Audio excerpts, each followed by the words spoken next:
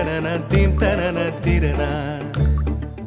நடந்தால் ஆறு எழுந்தால் அருவி நின்றால் கடலல்லோ, சமைந்தால் குமரி மணந்தால் மனைவி பெற்றால் தாயல்லோ.